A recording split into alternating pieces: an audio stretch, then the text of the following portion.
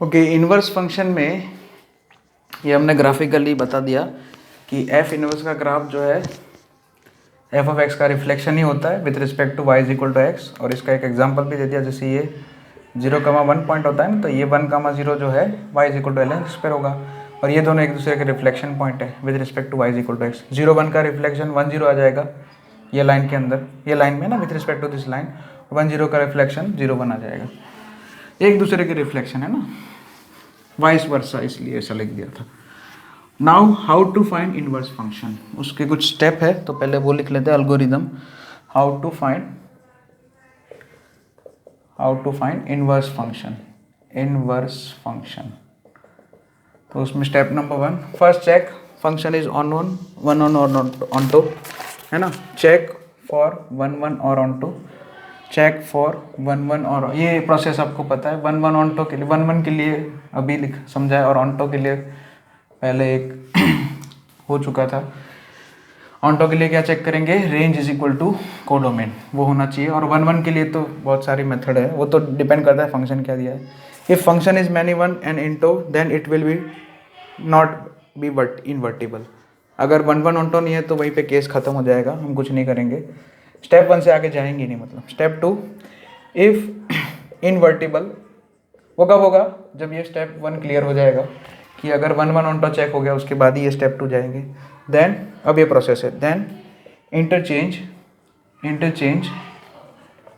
x and y in the definition of f of x, ठीक है। x और y को इंटरचेंज कर देंगे। Step number 3, find y in terms of x, y की value in terms of x निकालेंगे। Step number 3। Step number 4, obtained y, जो y का वैल्यू निकाला, डिफाइंड फ्रॉम b to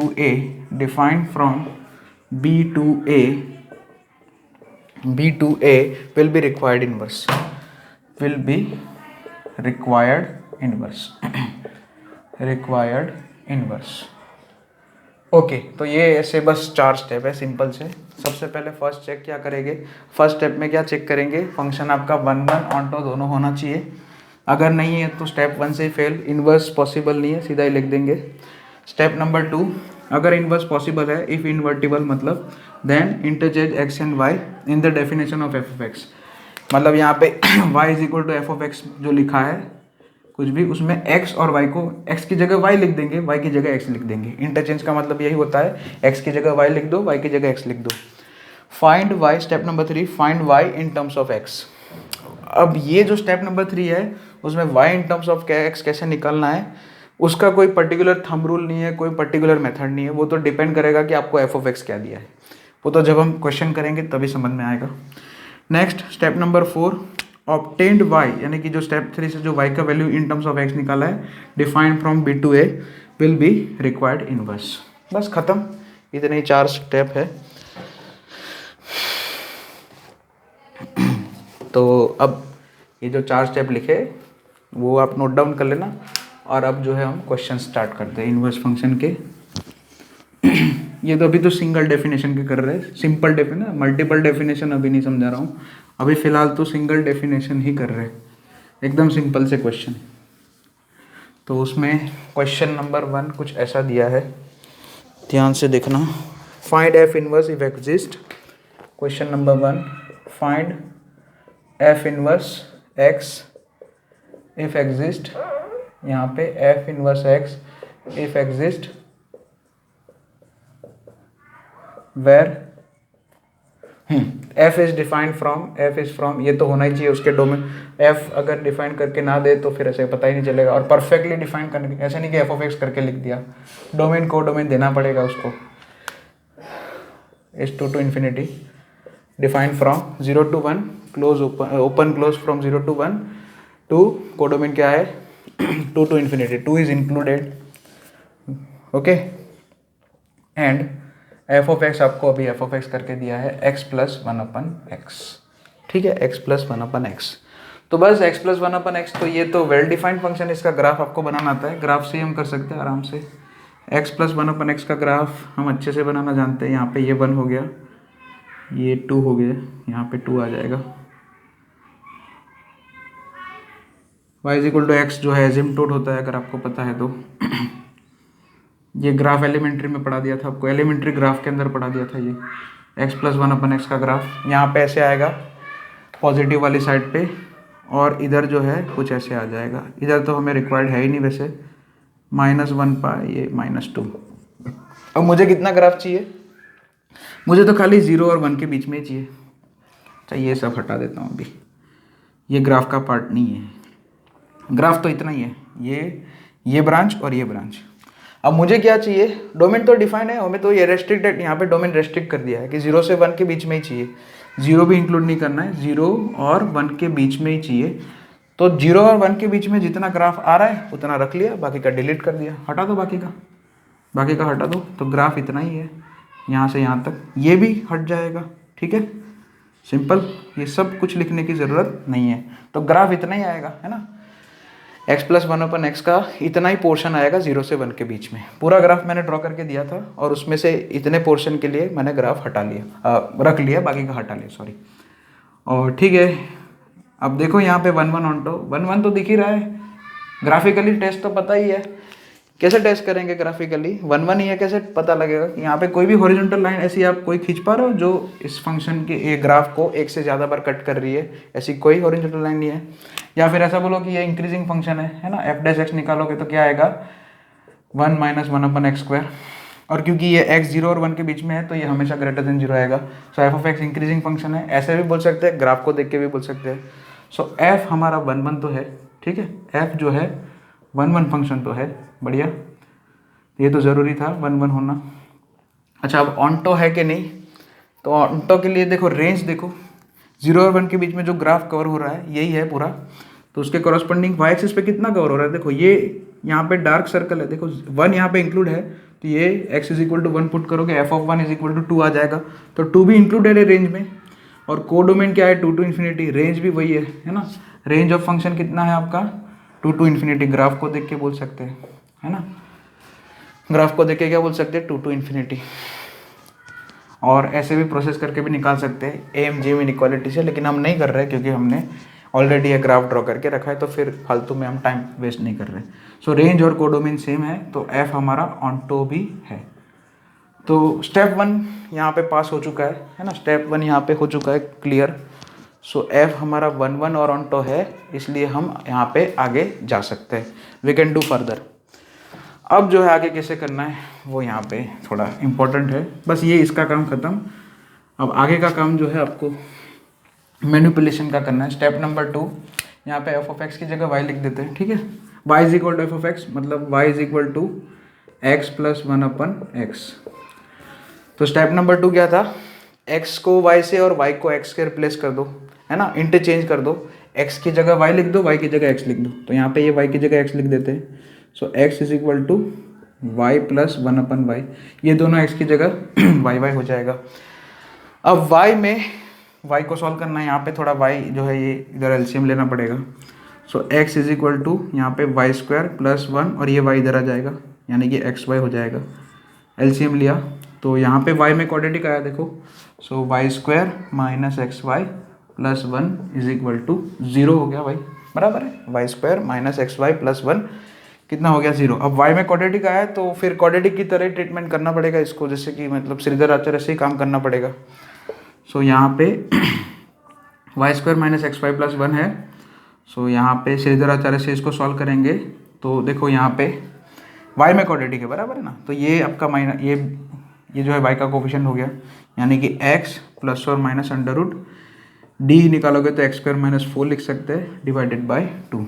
तो यहाँ पे तो y की 2 डेफिनेशन आई, देखो x प्लस और प्लस माइनस मतलब 2 वैल्यू आई है ना, यानी कि 2 डेफिनेशन आई। अब y इज इक्वल टू करके जो आया यही एफ इनवर्स x है ना, स्टेप 3 में ये। लेकिन यहाँ पे हमें सिलेक्ट करना पड़ेगा कि कौन सा वाला सही है, क्योंकि यहाँ पे जो है प्लस माइनस आया, दोनों तो नहीं रख सकते। तो यहाँ पे अच्छे से देखो, अभी समझाता हूँ। यहाँ पे x plus under root x square minus 4 है ना, दो डेफिनेशन है y की। अच्छा, y कहाँ से कहाँ डिफाइन होगा हमारा?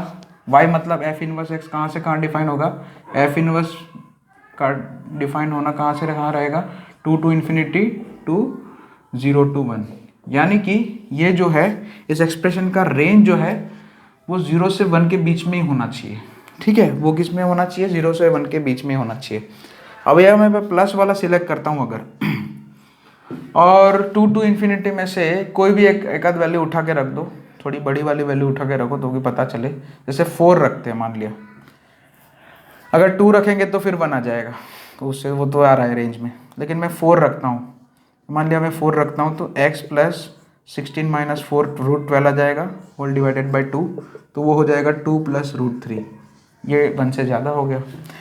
तो x प्लस करके जो under root x square minus 4 लिखा है वो नहीं ले सकते, तो प्लस वाला गलत है। सो माइनस वाला ले लेते हैं। माइनस वाला अब आराम से देखो, ये चेक कर सकते हैं, ये इसकी वैल्यू जो है 0 और 1 के बीच में ही घूमेगी। क्यों, जैसे f inverse x is equal to, अगर मैं ये लिख देता हूँ अभी फाइनल कि x minus under root, plus वाला क्यों रिजेक्ट किया उसका आपको रीज़न बता दिया मैंने। भाई रेंज कोडोमेन से ज़्यादा थोड़ी होगा, कोडोमेन हमारा यही है 0 से 1 के बीच में, तो यहाँ पे x plus under root x square वो तो डिफाइन ही नहीं होगा, उसको इन्वर्स बोल ही नहीं सकते। और अगर इसको अगर इन्वर्स बोलोगे तो ये इन्वर्स बोल सकते हैं। ये जो इसका वैल्यू जो है 0 और 1 के बीच में ही जाएगा। ठीक है, इसका वैल्यू 1 से ज़्यादा आ सकता है ना। 2 to इन्फिनिटी में इसका जो वैल्यू है वो 0 और 1 के बीच में ही रहेगा। अगर चेक करना है तो कर सकते हैं आराम से। तो प्लस माइनस में से हम माइनस वाला सिलेक्ट करेंगे, प्लस वाला डेफिनेशन रिजेक्ट कर देंगे। बस, तो ये हो गया define. F inverse is from 2 to infinity to 0 to 1, और एफ इनवर्स एक्स क्या हो जाएगा, x minus under root x square minus 4, अरे 3 नहीं sorry 2, x minus under root x square minus 4 divided by 2। ठीक है, so this is the first question. ये f inverse का आंसर मैंने यहाँ पे लिख दिया, एफ इनवर्स एक्स ये आंसर है लास्ट में जो है ना वो।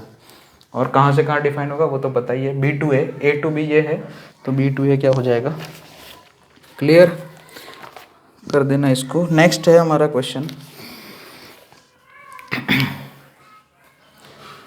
नेक्स्ट क्वेश्चन है दूसरा। F is from r to r दिया है, फंक्शन एफ आपको आर टू आर लिख रखा है इन्होंने। Function f is from r to r, r to r मतलब कोडोमेन और डोमेन दोनों आर आर है।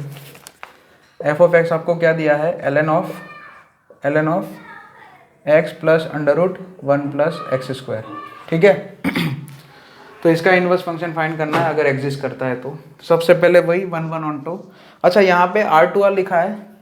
अब यहाँ पे जो आर्ग्यूमेंट लिखा है ना, एल एन में तो क्या हम रेस्ट्रिक्शन आते हैं, कुछ रेस्ट्रिक्शंस आती है कि लॉग, एल एन मतलब लॉग बेस ई वाला, उसके अंदर जो है हम आर्ग्यूमेंट क्या नहीं रख सकते, नेगेटिव नहीं रख सकते, ये तो हमें पता ही है।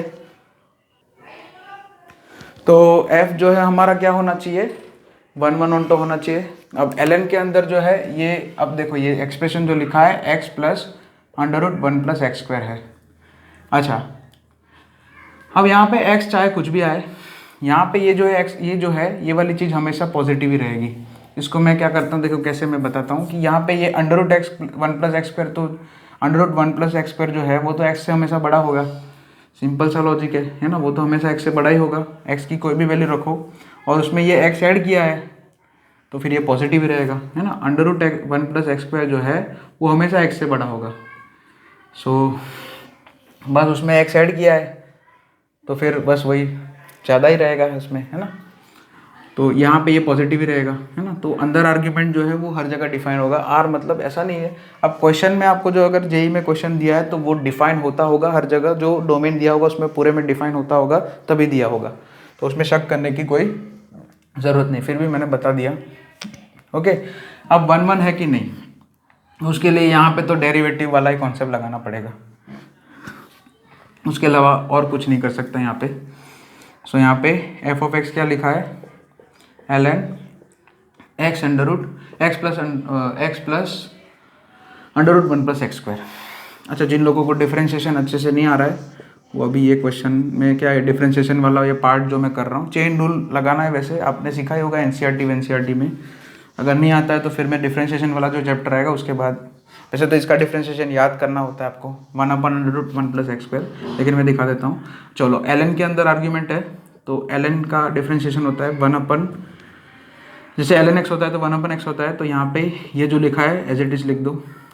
अब क्योंकि ये x की जगह कुछ और है इसलिए चेन रूल से इसका भी जो अंदर जो लिखा है आर्ग्यूमेंट उसका डिफ्रेंशिएशन आएगा बाजू में चेन रूल के हिसाब से, dy/dx of x + √1 + x²।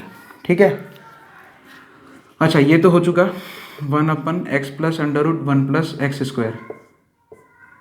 Okay, और यहाँ पे ये x का डिफ्रेंशिएशन 1 हो जाएगा और ये √1 + x² का डिफ्रेंशिएशन 1/2 √1 + x², और ये 1 + x² का डिफ्रेंशिएशन वापस बाजू में 2x लिखना पड़ेगा। ये 2 से 2 कैंसिल हो जाएगा। तो एक्चुअली यहाँ पे जो है ये एलसीएम होके क्या आ जाएगा, √1 + x² + x divided by x + √1 + x², और यहाँ पे ये 1/√1 + x² जो है वो एज ए एलसीएम बचेगा। तो ये तो दोनों कैंसिल हो जाएगा। सो क्या बचा है हमारा, डिफ्रेंशिएशन क्या हुआ है 1/1 + 1/√1 + x²। ये तो पॉजिटिव वैल्यू देगा हमेशा, और 1 + x² हमेशा डिफाइन भी होगा, मतलब √1 + x² x की कोई भी वैल्यू के लिए डिफाइन भी होगा, क्योंकि 1 + x² करके लिखा है ना।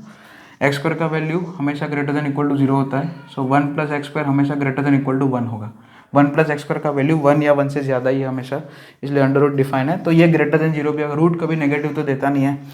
सो f' इज ऑलवेज >0, है ना, पूरे r के लिए, मतलब real number for all x belongs to r। So f is increasing function, है ना, एंटायरली इंक्रीजिंग फंक्शन है। सो f 1 1 है।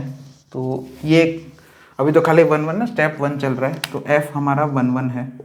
f कैसा है, 1 1 है। चलो अब ऑन्टो का चेकिंग, तो 1 1 का चेकिंग हो गया।